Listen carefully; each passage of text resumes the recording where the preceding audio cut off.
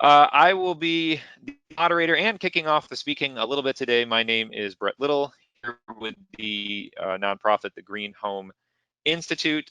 Lessons learned, again, just looking at how home energy efficiency is impacting and benefiting and being communicated within real estate listings. A huge opportunity, something we have to keep talking about and getting folks informed. And before we get started, a huge thanks to our top tier sponsor, Rheem, with their new ProTerra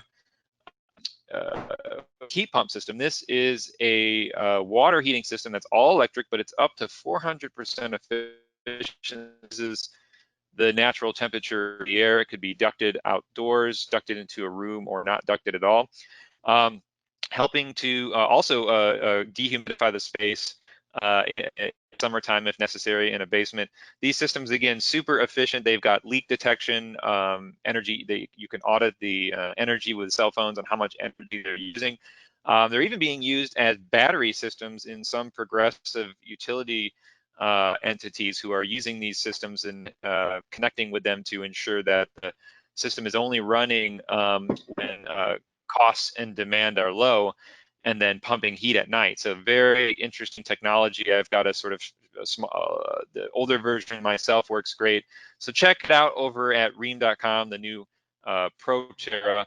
And then next up, our second tier sponsor, T-Stud, structurally insulated framing systems to save energy and money behind the walls. It can come pre-insulated with foam or bare naked, where you can insulate it with anything you want.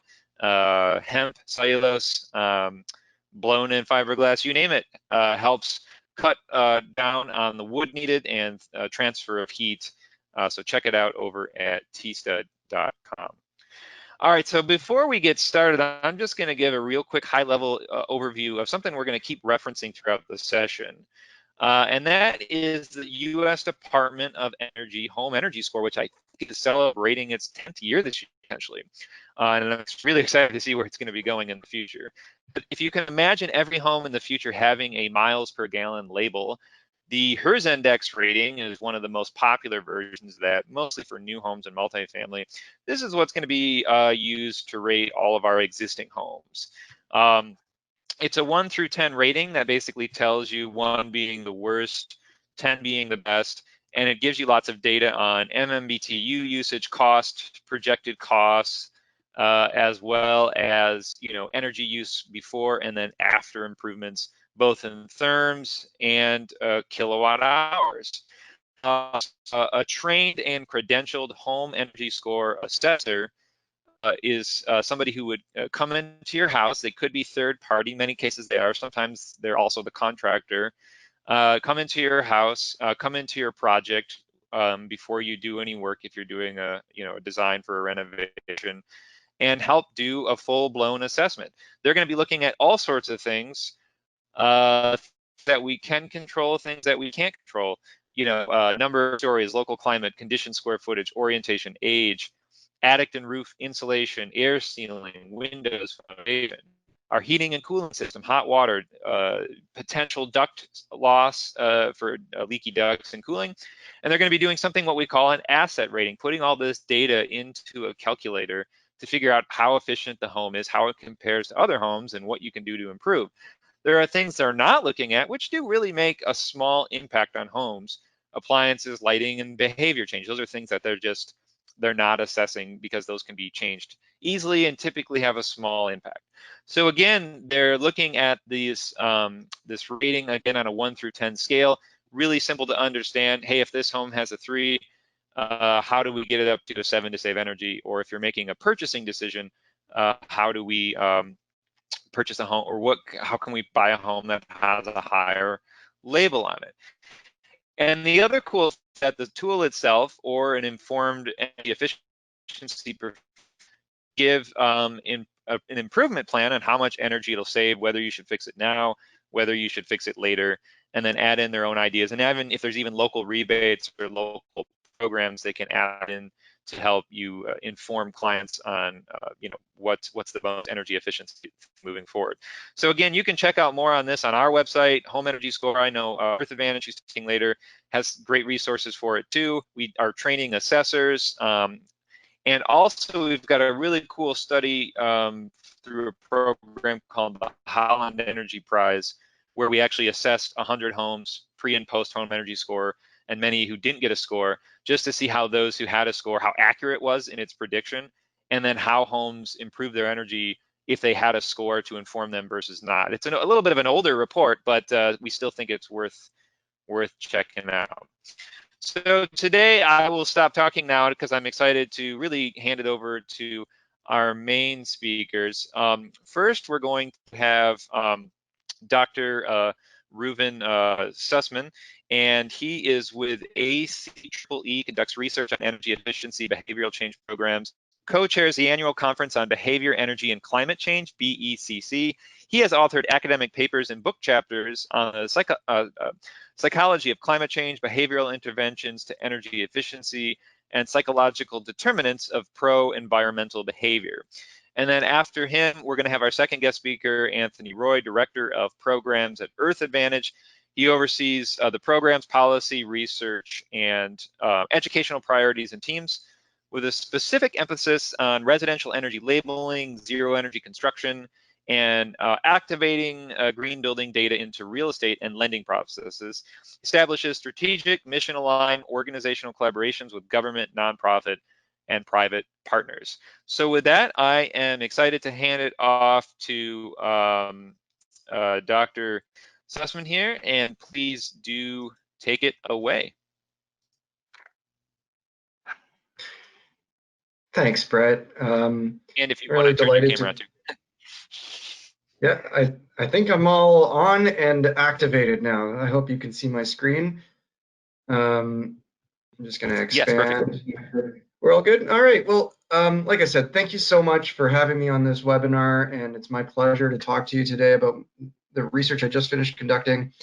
What Brett mentioned about the home energy score is, how it's done, the usefulness and effectiveness in terms of the ability to rate a home and the ins and outs of what goes into that. I'm not going to be talking about that. I'm going to be talking about whether the application of that score in real estate listings might be able to sway behavior. And of course, if we're able to do that, it might increase the value of energy upgrades. And then when you have a homeowner looking to sell their home, they're not just going to think about whether they should invest in granite countertops or maybe putting in another washroom as like a method to increase the value of their home. They're going to be thinking maybe it's good for me to increase the energy efficiency because the home energy score may lead to more sales. So what I wanted to look into here is a controlled experiment on sort of mock real estate listings to see if we can get people to change their behavior in a meaningful way. So the title of my talk is Energy Efficiency in Real Estate Listings, a Controlled Experiment. You can see my co-authors here. A lot of work went into this over a year and a half, and we just released the report through the ACEEE website, and you can see the link down there on the bottom right. In the handouts that are available as part of the resources, you'll be able to see this, and you can just copy paste that that report. There's lots of information in there that you won't get here, so I urge you to take a look if that's something you're interested in. So just to get you into the mindset of what I was doing, think to yourself, did you know how efficient your home was before you moved in? I realize I'm talking to a bunch of home energy experts here, so probably more than average, you know how much your bills would be or how efficient your home was. But it might not surprise you to know that most people don't know this information.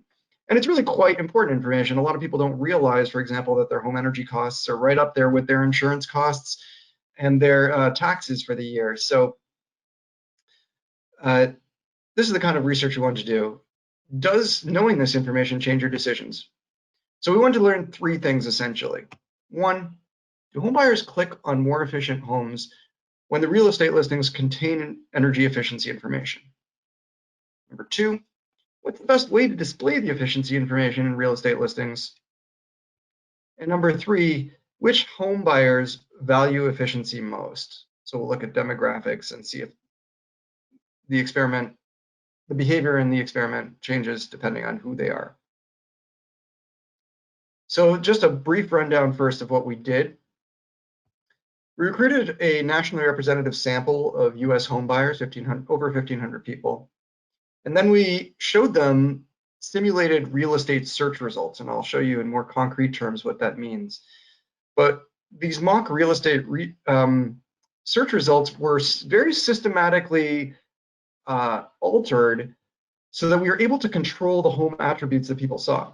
So, in one case, you might see a higher priced home, but it had more bedrooms. Another one, it might be a lower priced room, had a same number of bedrooms, but, lower square footage or lower number of bathrooms or whatnot.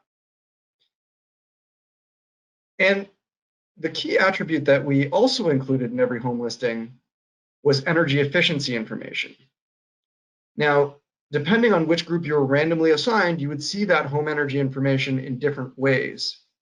One small subgroup, a control group, did not see the information. By not showing the information to some people, we were able to determine whether people who saw the information behaved differently than people who didn't. Then we asked the home buyers to simply make a selection. Out of these 3 homes, which one do you prefer the most? And you'd see 6 sets of 3 homes. And with the magic of statistics, we're able to combine everybody's selections together and calculate the likelihood of clicking on the most efficient listings and the least efficient listings, and how much people were willing to raise the purchase price for efficiency. So because of this systematic way that we control the attributes, we're able to do these quite complex calculations that allowed us to calculate a hypothetical willingness to pay for efficiency relative to purchase price. Okay, so this is like, to put it into more concrete terms, this is what people actually saw. We had this very cleverly named, well, we thought it was clever, website called Willow. And the first thing they see is, this opening splash page. Where do you want to live? You put in wherever you want. Then you have this slider, shows what your ideal purchase price is. We ask people to be as realistic as possible here.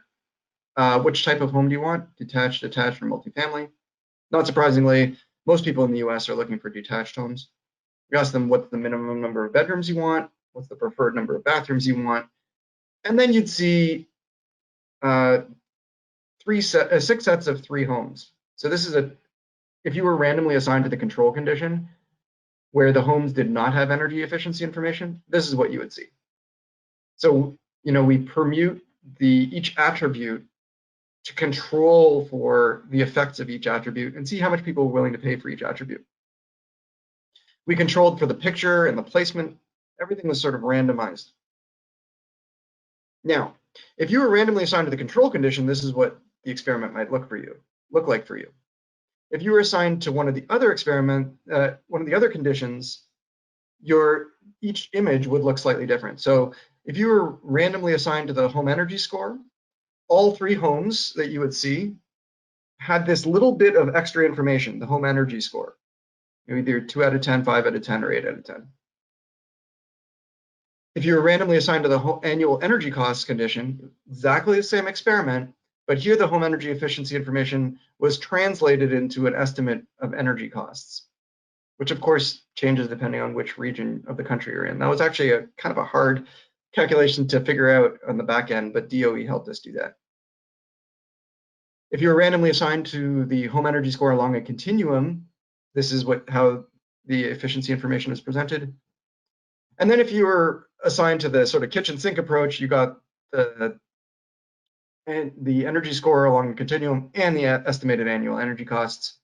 And there was one other condition where only the most efficient homes were labeled. They would have the home energy score 8 out of 10, and it would say energy saver with an exclamation point.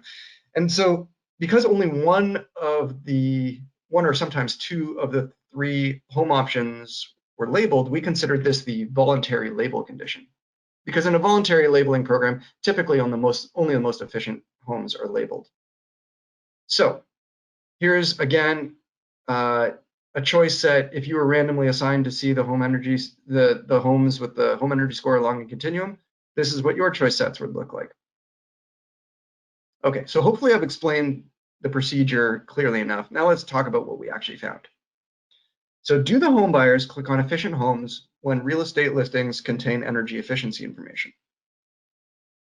We are very happy to find that yes, When the efficiency information was presented in some way, people clicked on the least efficient option 23% less often, and they clicked on the most efficient option 14% more often. So yes, seeing the efficiency information changed the behavior in what we would call a statistically significant way. Okay, number 2, what's the best way to display the information in the real estate listings? Remember, some people saw it in different formats. So first, let's look at the likelihood of clicking on the most efficient option. So over the 6 choice sets that people saw, they clicked an average of, between 0.5 and 3 of the most efficient options. Remember, there was 5 different conditions plus the control condition. So we wanted to see if seeing information in different formats was better than the control condition. So this is how many times people in the control condition clicked on the most efficient home. So when there was no information, this is how often. Now, 3 of the conditions were statistically significantly better at getting people to click the most efficient option. And that was seeing the home energy score just as a number, seeing the home energy score as a continuum, or seeing that kitchen sink approach. These were statistically significantly better than the control. You can kind of see that because the error bars don't overlap with the control. And, on a side note, we were very pleasantly surprised that even the home energy score, when it's just presented as a number, was, let me see if I can draw on this. Right, so the home energy score, when it's just presented as a number, was statistically significantly better than control. We found that very promising because this condition is very simple, takes up very little quote unquote real estate on the listing itself, and yet it made a difference. We were surprised to find that the annual energy costs alone were not statistically significantly better than the control condition. You can see they're better, but they're not statistically significantly better. And we think that that's because it's a sort of a drop in the bucket compared to the overall price of the home. We talk about that more in the report. But also the voluntary label condition was not statistically significantly better than the control. So even though the most efficient homes were labeled, the most efficient homes were not statistically significantly more likely to be picked when you only label the most efficient option. So I thought that was interesting. Now let's look at the least efficient option. So again, this is the average number of times they clicked across the 6 choice sets. The control condition, is between 1.5 and 2 times. Now here we're looking at which ones get people to click the least efficient, less likely, less often. And again, 3 conditions were better than the control. Sorry, 4 conditions were better than the control in this case, including the annual energy cost condition. These were all statistically significantly better than the control condition at getting people to click the least efficient option less. But once again, the voluntary label did not get people to click less often on the least efficient homes. Now, we're not sure exactly why this occurred, why the voluntary label is not as effective. I'll talk about that later. I just wanted to note that the label here was just, as you can see, energy saver and home energy score. We are going to be trying this out in a future study with a better voluntary label like the Energy Star label or something that takes up more space on the listing and see if that helps. Okay, now let's look at that percent willingness to increase purchase price for a 1 unit increase in home energy score. So what percentage were people willing to increase the purchase price of their home to get a 1 unit increase in home energy score? In the annual energy costs, they were willing to increase the purchase price by the least, in the home energy score along the continuum by the most, and by the other 2 somewhere in the middle. So this kind of reflects what we saw in the click rates. Now, I don't want you to focus too much on the absolute percentage here because it's generally somewhat inflated relative to what people actually do in real life. But just to note that, interestingly, seeing the annual energy cost just as a cost was not as effective as the other 2.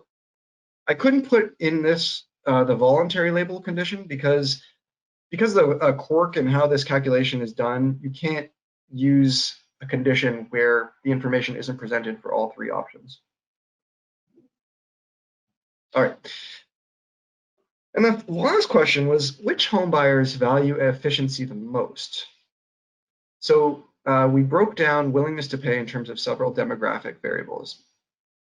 First, we found that those who stated they were intending to pay the most for their home were also the most willing to increase purchase price by percentage. So again, here's how much they were willing to increase the purchase price for a 1 unit increase of home energy score.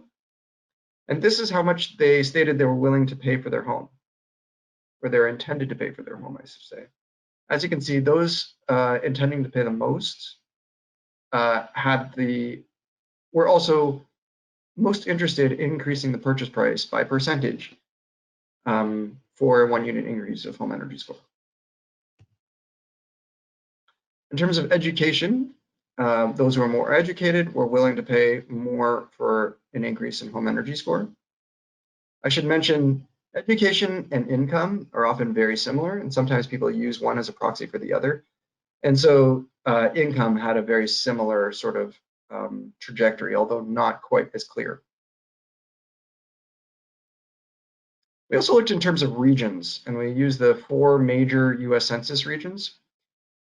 As you can see, in the Northeast, the percent willingness to pay was highest, but interesting, the absolute number was also highest.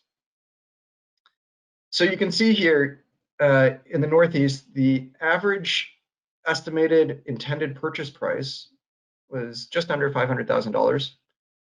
The willingness to increase increase purchase price for a 1 unit increase of home energy score was 40 grand. And that translated to 8% increase. You look at the West, for example, the average energy price was even higher, but the willingness to pay for a unit score was lower, and that translated to a lower percentage. So then something is happening in the Northeast where the interest in efficiency may be a little bit higher. We thought maybe it's because the annual energy costs are a little bit higher there, or maybe because home energy efficiency programs are a little bit more mature and more common there. We're not exactly sure. And one last note, the urban-rural regions, we looked at these, but there didn't seem to be much difference. So the anticipated purchase price in non-metropolitan or rural regions, obviously much lower than in metro regions. And therefore, the absolute willingness to pay or increase purchase price, I should say, was lower in rural than urban regions, but the actual percentage was the same. So, you have cheaper homes, you're willing to spend less on efficiency, but from a percentage perspective, it's about the same.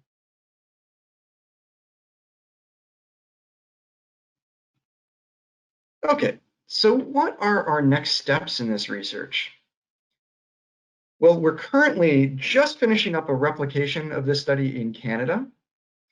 And it might not surprise you, those of you who work in Canada, it might not surprise you that we found very similar results. The voluntary label and the energy costs label were least effective in getting people to purchase energy efficiency home. Click on efficient listings. And the willingness to pay for efficiency was lowest in the energy cost condition. Those were neither the voluntary label nor the energy costs label were statistically significantly better than the control group, getting people to click on efficient listings. And since I just finished that, on my next slide, I'm going to give you a little sneak peek of those results. Coming soon, in 2021, we plan to do a replication of this study with Energy Star labels. So you can see a sort of first draft of what a study condition might look like on the right there, putting the Energy Star label on. And we wonder if maybe, using a more prominent and more well-known branded label like this might improve that voluntary label to be as effective as the other conditions. So that's the sort of thing we're going to be testing in our follow-up next year for EPA. And we're going to start a brand new study on rental listings. So we actually feel as though renters will find efficiency information and energy cost information even more important and more useful because they tend to have lower incomes and spend more of their income on energy costs than buyers. So we want to replicate this. So if anybody out there is interested in that kind of research, let us know, and maybe you can get involved. We want to know if this result will hold with rental listings. So of course, we're going to have to find new pictures, we're going to have to find new attributes and basically start from scratch. Here's that sneak preview I was telling you about. This is the percent willingness to increase purchase price for efficiency. As you can see, the results are very similar, but interestingly in Canada, the percent willingness overall is a little bit lower. So here's the Canadian results. You can see, what I want you to focus on is just the general pattern, that just showing the annual energy costs is not as effective as showing the score or the score along the continuum. Here you see both the costs and the score along the continuum, and so it's somewhat effective. The pattern is somewhat similar to the US, but as you can see in the US, for whatever reason, the overall willingness to pay is higher. And we're not exactly sure what this is, why this is. It could be a quirk of the quality of the data we had in Canada, which is a little higher, or it could be simply more knowledge of efficiency in the US, not sure. But we're still digging into this data, and I think that's really interesting. If you want more on that, get in touch with me. That is not publicly available information, so I'll have to chat with you directly. Okay, I'm not here. This is the key takeaways before I get to some policy implications, and our friend from Earth Advantage can talk more about the policy implications. But before we get to that, I just want to focus on some key takeaways from my experiment. So first, energy efficiency information led to clicking on efficient homes, which is very promising because most people who are looking for real estate, their first step is to go to that real estate website. So if we can get people to change their behavior on those websites, we may be able to change their behavior in terms of purchases. Second, voluntary labeling, that is labeling only the most efficient homes, was less effective. And therefore, I wouldn't recommend it as a final strategy for increasing purchase of efficient homes. Third, presenting the energy score along a continuum seemed to be the best practice. If you can get real estate listings to do it that way, that seems like the best way to get people to purchase or at least click on most efficient homes and not click on least efficient homes. In terms of demographics, people who are looking for the most expensive homes, wealthier individuals, and those who are more highly educated were more willing to pay for efficiency. I didn't put it up here, but what I found very interesting is in Canada, that was not the same trend. So if you want more information about the Canadian sample, let me know.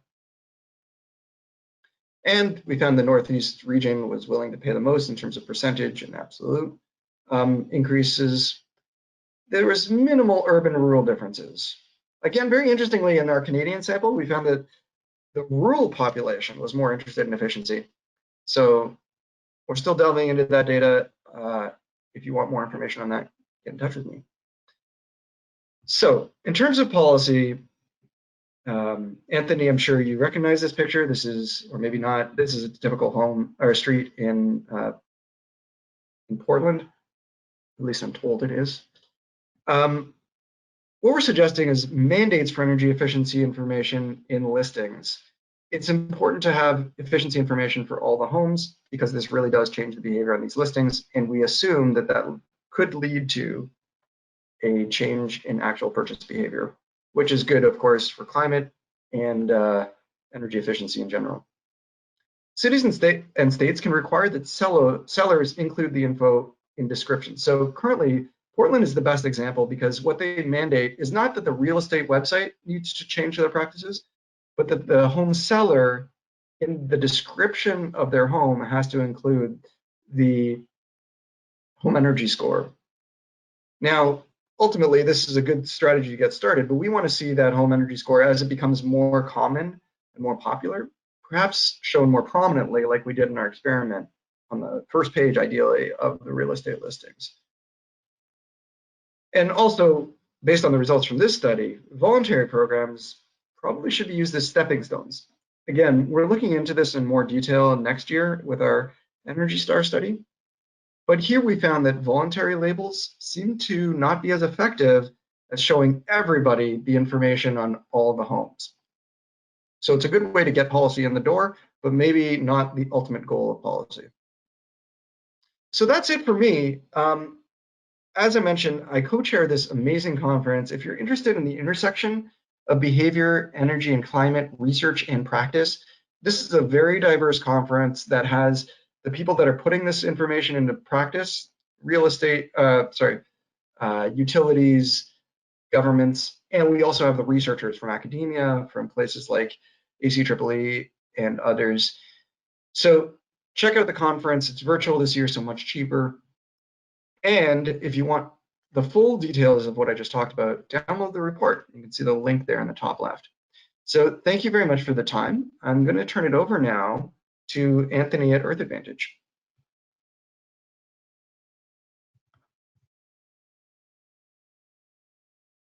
All right, great. Can you hear me now?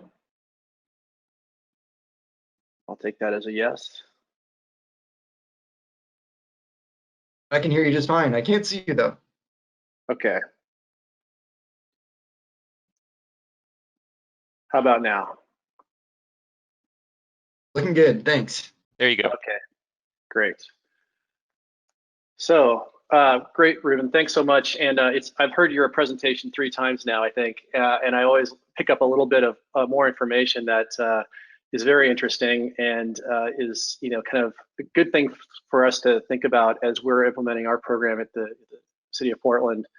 We're always striving to improve on what we're doing, and you've given us some nuggets to ponder. So I appreciate that. So I'm going to be focusing on the development, implementation, and outcomes of the policy that Reuven mentioned, which is requiring all home sellers in Portland, Oregon to obtain and disclose a home energy score when listing a home on the real estate market. So we'll be talking about today is a program that is a City of Portland run program with city staff. I'm with Earth Advantage, which is a nonprofit based in Portland, and we've been a close partner with the City of Portland for over 3 or 4 years now, providing guidance initially on the policy development, and then now is the city's sole program implementer for this program. So we are currently providing the city's home energy score program with quality assurance oversight, coordination with the local MLS and the real estate industry, database management, and policy compliance support. So just to give you kind of the foundation of this policy, it was passed in late 2016 and implementation began in early 2018. And there are 3 steps that are required of folks here. The home seller or the seller's representative, which is 9 times out of 10 the realtor, must obtain a home energy score from an authorized assessor. I'll talk a little bit later about who we have as assessors and how many folks we have involved in that work. The realtor then has to include that home energy score report in the MLS listing or some other online service. Again, it's generally in the MLS and then gets distributed to other online services, which I'll talk a little bit about later. And then there's another step, which is that the realtor must provide, or the home seller must provide, a hard copy in the home for folks, prospective buyers who are going through the home to view it. This is the 2-page report that we developed here at the City of Portland. So you initially, I think Brett showed some depictions of the DOE home energy score template, I guess kind of the standard report that DOE has. We customized that information to localize it. We localized the utility rates and carbon emissions factors to our local utilities. So it's very, very precise information as opposed to kind of standard statewide information. And then we linked, local messaging and recommendations that linked to the local utility programs. So we really tried to make this information digestible for the average homeowner or home buyer, easy to understand, and then actionable for within our local context. Because the program is and the policy is linked to the U.S. Department of Energy's Home Energy Score, there are certain house types that are eligible under this policy and others that are not, and that is based largely on the DOE's modeling protocols and what kind of home types can be modeled and which can't. And so there's single family homes, townhomes, small plexes that are not stacked are all required to get a home energy score. Despite some outreach and training efforts, initially there's still a little bit of confusion amongst the realtors about which homes were eligible and which homes weren't. But over the last 2.5 years of implementing, that has been largely clarified, and folks are kind of now aware of what home types need to get a score. So a little bit of the policy background first. The genesis of this policy goes back to kind of the mid-2000s, actually, when energy labeling was included as a recommended action in Portland's climate action plan. And then the policy was recommended for consideration in the climate action plan before there was an established national system like the home energy score. So it took another decade or so before city staff felt comfortable proposing the policy to council. And in 2016, the timing was right, both from a perspective of having the infrastructure, but also because the mayor at the time was inspired by attending a conference at the Vatican on the importance of climate action, and he became kind of the policy champion at the city council. And so city staff were able to kind of work with him to promote this policy amongst the community. And when we were working with the City of Portland's staff on the policy development, we kind of framed the benefits of this effort in two kind of buckets. One was kind of how to inform consumers and how the individual Portlanders would benefit if they received this information, and how they could make informed decisions based upon this information. And this is both from a climate action perspective and a consumer protection perspective, which became very important. Emphasis on the transparency of information to protect consumers was a really winning argument. There was also, another part of this this policy that is more of a big picture kind of focus, which is that the broader systemic benefits that would help improve the transparency of the overall real estate market in Portland, and kind of foster a local real estate market that appropriately valued energy efficiency and enabled the right market signals to incentivize investment in more efficient homes. When you do a mandatory energy label, there's the biggest opponent always is going to be the real estate community, and it's not holistically the real estate community. There's a lot of realtors who are supportive of these kind of policies and see the benefits and see how their clients could benefit from this information being included in listings. But the real estate associations have historically been a barrier, and that was certainly the case in Portland. We heard kind of three major points of opposition from the local real estate association. They had a wide range of arguments, but these were the three kind of most vocal ones. That home energy labels were a threat to their business, that requiring a home energy score would hurt fixed income sellers, and that the policy would be a burden that could hurt property values and homeowner pocketbooks, especially if there was a recession hitting. And at the time there wasn't, but that was a point that they brought up. There are a lot of good arguments in opposition, luckily, and really rational ones that we used to counter these concerns. First, a well-designed labeling program ensures homes are assessed quickly and early enough in the transaction process, and that agents can easily include labels in listings. And that's certainly been our experience here in Portland, which I'll touch upon a little bit later. And second, there's really no available evidence that low scoring homes are devalued in the same way that high scoring homes see an increase in value, which I think Reuven kind of demonstrated in his research project, and has been born, I think, in market analyses in various places where this kind of information is being introduced.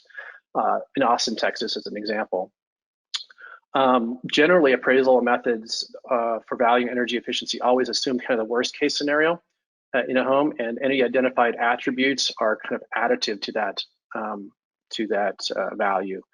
And third, the argument against adverse economic impacts is refuted in large part because the price of the score, procuring the score, is really cheap. It's, in Portland, we're seeing about an average of $125 for a score, to get a score. It ranges a little bit depending on the size of the house, but it's a very approachable number. And the city has also set up a small fund to provide free assessments for any home seller that would find $125 prohibitive.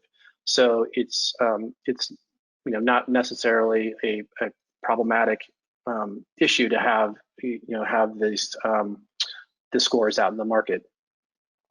And I think Reuven also pointed out that home sellers and households spend more on energy costs than property taxes and insurance. So this is important information to know before purchasing a home, especially in more economically difficult circumstances. That becomes even more pronounced of importance.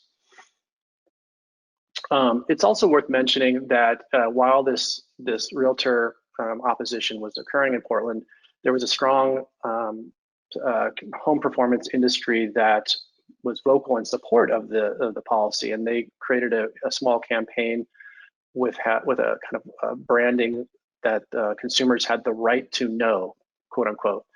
And that was a very successful counter voice to some of the real estate association concerns. So City Council accepted our arguments, luckily and thankfully, and in 2016 they passed the policy, and then we spent much of 2017 getting the market ready for implementation at the beginning of 2018. We did a lot of outreach to the assessor to get enough assessors, because that was a main concern of the real estate community. We wanted to make sure there was a very robust cohort of assessors. We wanted to make sure also that the real estate industry understood what the rules were, what the new requirements were. And we provided free webinars to realtors after the policy was passed, and also made sure that authorized assessors, the folks who had actually gone through our training and become authorized, were able to go out and do presentations to the real estate community with accurate information. We knew that the assessors would want to establish relationships with the realtors because that was their business conduits, and they would be building their business through the realtors. And so we empowered them to spread the information about what was required under this policy. And the results to date, we have 21,000 plus homes scored. We in total have had 101 companies created that are providing home energy scores, and 143 assessors. Over time, those numbers have gone down. So the numbers in the parentheses there are the current numbers of folks providing these services. The market is stabilized, and those assessors that really doubled down on this business opportunity are doing really well. And then folks who took it less seriously have gone off and done other stuff. But overall, we have a very, very robust market, and are able to more than meet the demand that this policy is creating. Here is an example of kind of the density and numbers of scores in Portland.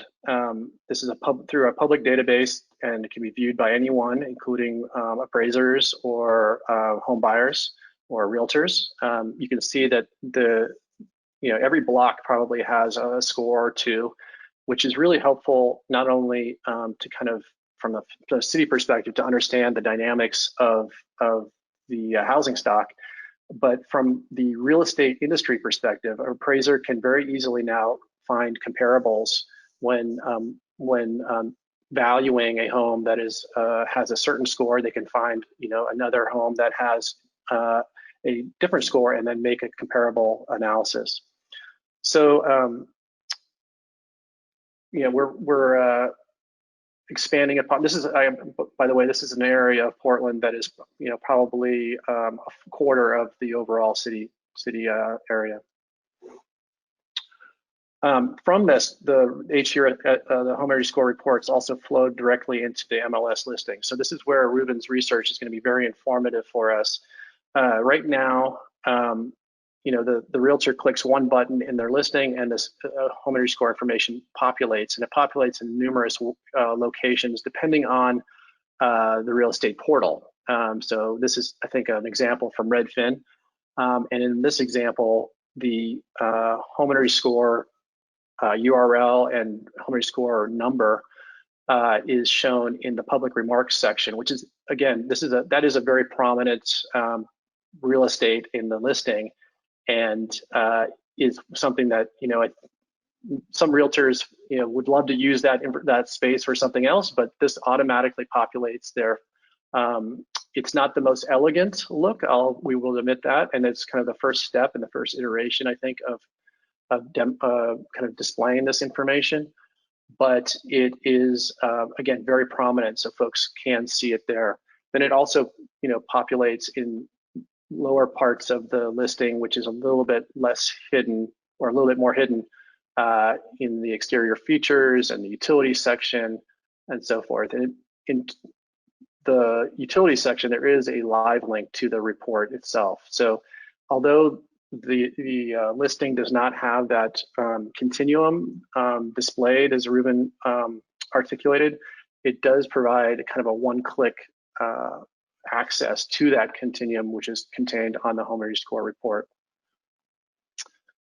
So some key findings from first, I guess, almost 3 years of program implementation. One of the key concerns of the real estate community was that the market costs for the score would be too high, and that has not been the case.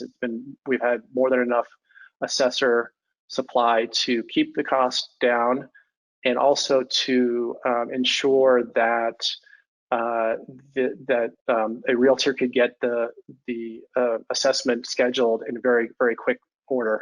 Usually, there's even same-day service, but usually within 2 or 3 days, an assessor could be scheduled to do the assessment, so that the realtor could then list the home for sale. There's been no evidence of real estate transactions being disrupted whatsoever. Low-income homeowners can easily receive a free assessment, and there's been a little bit of uptake of that use of that fund, but generally speaking, it's not been nearly as problematic as the city feared it might be. And I think some of the interesting things that have come up from a recent survey that the city did of home buyers was that Home Energy Score information is really spurring conversations, considerations, and thought amongst home buyers in a way that previously was not, I think, part of the conversation that folks would have. Energy efficiency, I don't think historically has been a part of the conversation between home buyers and the realtors, but now it's really easy to have those conversations, and we have a lot of anecdotal evidence of home buyers considering only homes of a certain score, or above a certain score, of home sellers making some improvements to the home to ensure that their home is scored better than it would have otherwise been when they're putting it on the market. And so I think there's a lot more activity in this kind of space, this kind of connection between real estate and the home buying and home selling public. And I think that's all I've got. I wanted to make just one, I guess, last comment. Earth Advantage and Rocky Mountain Institute have partnered to provide cities around the country with policy development support around energy labeling. And so we worked with about 25 cities around the country on helping them kind of think about doing a policy and what that would entail, and doing some research in their local communities to understand how to make the case for a policy in their community. And if there is a city that you represent, or you have folks on your who work in a city capacity and are interested in doing this kind of policy work, we are happy to help and would be welcome that reference. And why don't I just stop right there, and I guess back to you, Brett.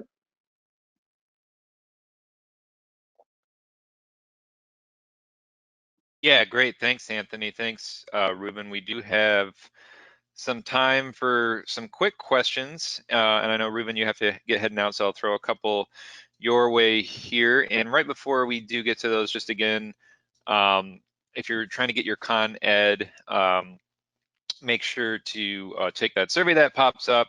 Otherwise, it'll get sent to you an hour later if you miss it. If you're watching this on demand, make sure to take that quiz with an 80% passing rate.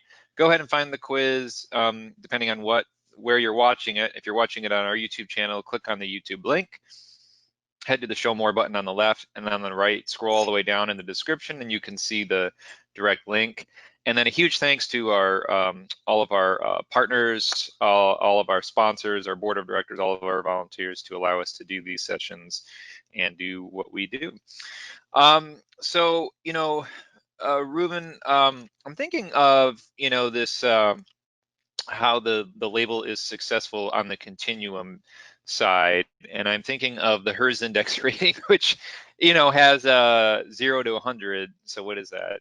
That's 101 then, and it goes even higher than that on poor performing homes. So I mean, just overall, real quick, in that sense, what could they do? Because it seems like it'd be nearly impossible to show such a huge continuum that big. Is it really just that a score that's probably got a smaller continuum, like the home energy score, is going to get better attention and better traction? Yeah, it's an interesting question.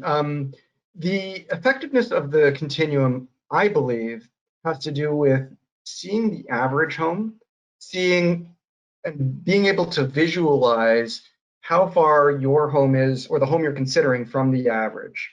So it just creates more implied information than just being a number. And so I don't think that the length or the number of numbers in between the continuum matters so much as being able to visualize what the upper ends are and what the middle is and how far you are from those points.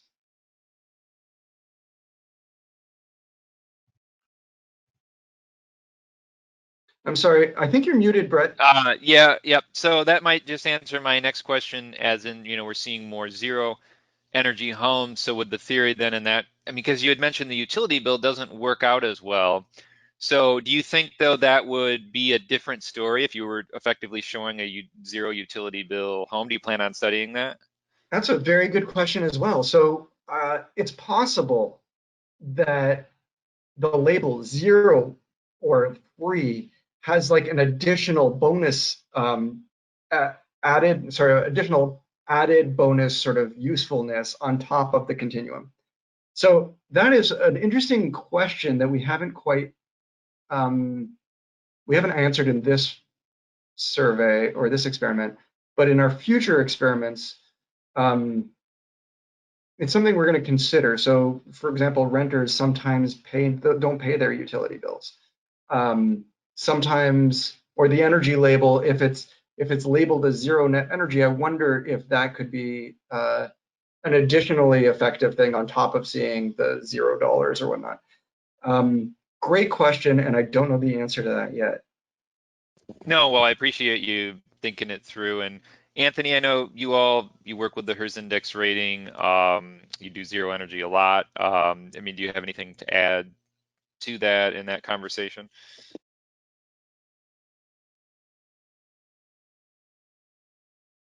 Got it. I think we're seeing more and more opportunity to put the homes that have been certified in some capacity into the real estate listings. That's been generally kind of kind of on a voluntary basis, and now we're seeing it more kind of not on a mandate, but it's kind of built into the system now more. So I think that's a trend that'll just continue. Another question that I had here was on the Anthony was did you guys all consider before going to the whole city doing a smaller subset pilot? Is that something you did in like a smaller area or a neighborhood? Could that have negative, I guess, could that have been a good thing or a bad thing if you did it that way? Yeah, no, I think there was not a pilot done. The utility programs here in the Portland area have been doing some form of scoring historically on a voluntary basis. It was called an energy performance score, so different system. And I think once the incentives, the actual utility incentives went away, that voluntary, the use of that voluntary scoring system really dissipated. And so we all recognized here that we've been involved in doing energy scoring for a long time. We felt very good about the systems that have been built, but that a voluntary approach was just not going to cut it in terms of creating the mass of information that you need to really inform the marketplace. And so the city, I think, made the right decision just to say, hey, we're going to do this. We're not going to do any more research or to do any more kind of piloting, and we're just going to make the call and do it. And I think the other part of that is they made the determination about what they wanted to do, and made that proposal to council, and then really started engaging the real estate community after that fact, as opposed to trying to negotiate and discuss alternatives prior to the policy being proposed.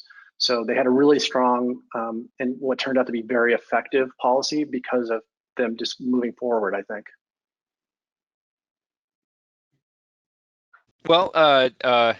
Reuven Sussman, I know you had a hard stop here at 1 o'clock. So before you head out, again, I want to thank you so much and ACEEE for coming on and doing this presentation, and excited to see what you have up next. Maybe we can send you some ideas for the renters. Again, where can people go to find out more information if they want to see this study and learn more? Absolutely, yeah, just go to ACEEE.org. You can search up my last name, Sussman, or you can check on the behavior program to see this and other similar research. You can also simply, I think you can just Google real estate listings and energy efficiency labels. And if you add my last name in there, you'll probably get the report. It's available for free on our website. Thanks a lot, Brett and Anthony. You guys are both doing great work, so it's a pleasure to be here. Yeah, thank you. Take care. And you, bye-bye. Anthony, another question I have is there any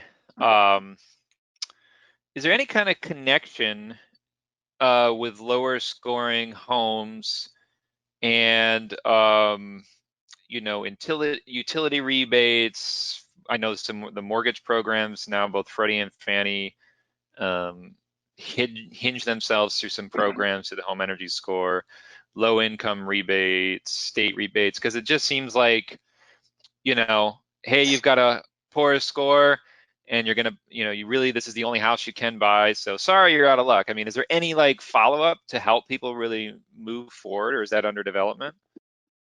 Yeah, I think one of the things that we're moving towards more robustly is really connecting the utility marketing efforts, their program marketing efforts, with the information that's being produced through this home energy score policy, so you can really customize, target the marketing campaigns to folks who actually have those particular home improvement needs. And so I think we're seeing both the kind of targeted approach and also just understanding holistically which parts of the city are in need of a certain type of attribute. So we're surprised to see that, for example, one part of the city really needed more insulation measures, and the other part of the city, different housing stock, needed more HVAC measures. And now we wouldn't have known that. I think there was really some surprise to that reality. And so having that data really informed, I think, the marketing approach. And then I think, on the lending side, that's a really big opportunity that is just getting started. I think there's lenders who are, starting to become aware of the connection between the home energy score information and the access to specific financing from Fannie and Freddie. But it's a process of educating those lenders and then really providing an incentive for them to go through the step of I guess promoting that particular lending opportunity. So I think we're actually doing a lender training with a couple banks here next month. So I think that will start hopefully the creating an outcome where buyers understand that they can actually wrap in financing while they're doing their mortgage and do improvements that are very low cost before they get into the house. What opportunities do you see, especially where, if cities are trying to do this, and they might think, well, sort of adding in that third or fourth individual into the process, right? So depending on how far you're going to go, you might have a real estate agent, you might have an appraiser, you might have a home inspector, you might have all three or a combination. Now you've got this fourth individual coming in, and it's like, how many more people do we need to get involved in this process? So, if I look at home inspectors, especially, one thing we've always said is we've just kind of thrown out a random number and said, look, they're already doing 70% of the work it needs to generate a home energy score. Just have them do the other 30% while they're there rather than having to send in a whole nother individual. And I would even argue that, realtors and appraisers to some degree, know enough to input that kind of information into HES depending on how far they want to go, because it makes it fairly simple. So what opportunities do you see, or barriers, I guess, if they wanted to train those kinds of individuals, especially home inspectors? Do you see that happening at all?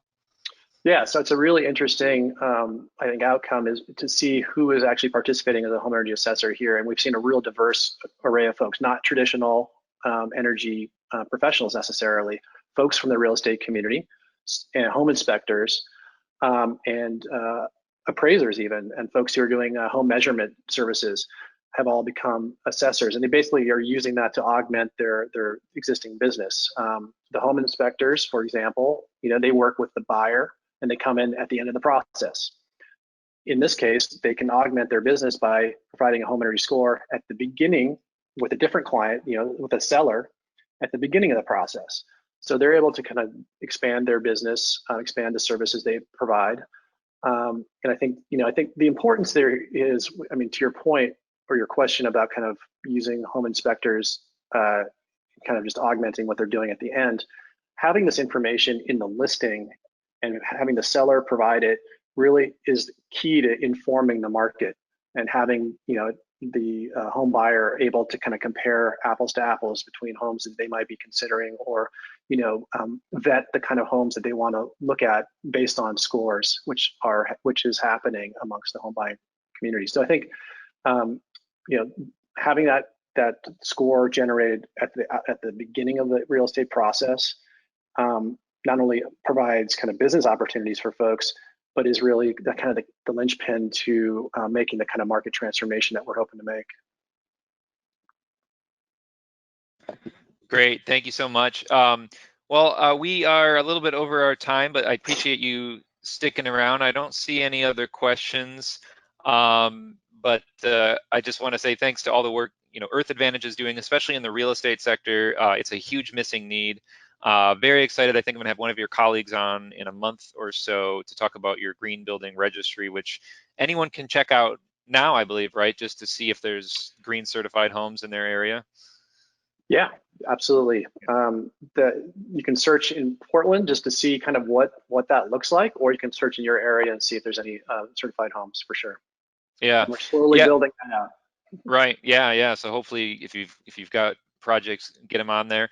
But again, Anthony, where can people go to learn more? And especially, like you had said, if people are working with their local jurisdictions or cities, contact you to get help? Yeah, so I think the City of Portland has a great website that's a good resource for anyone interested in what these kind of programs look like. It's pdxhes.org, I believe. And then please contact me if you're have a interest in your local community to do a similar policy. We're happy to kind of share best practices, lessons learned from the process here and with other communities we've been working with. Great. Well, thank you so much, Anthony Roy. Thanks to Earth Advantage for lending you here with us today. Appreciate you coming on out. And again, everybody, please stay safe out there. We want to see you all in person, hopefully at some point in 2021. So, stay masked, stay distanced, stay out of buildings. And if you're working with buildings, get those buildings ventilated, get filtration in. It's going to help go a long way. We really need to defeat this thing. So take care, everyone. Have a great rest of your week. Goodbye. Be sure to check out all of our courses available online that you can watch anytime and anywhere to pick up your CEUs. Before you go, make sure to subscribe to us on YouTube to get weekly updates and stay up to date on green building science courses, webinars, and home tours. Thanks again.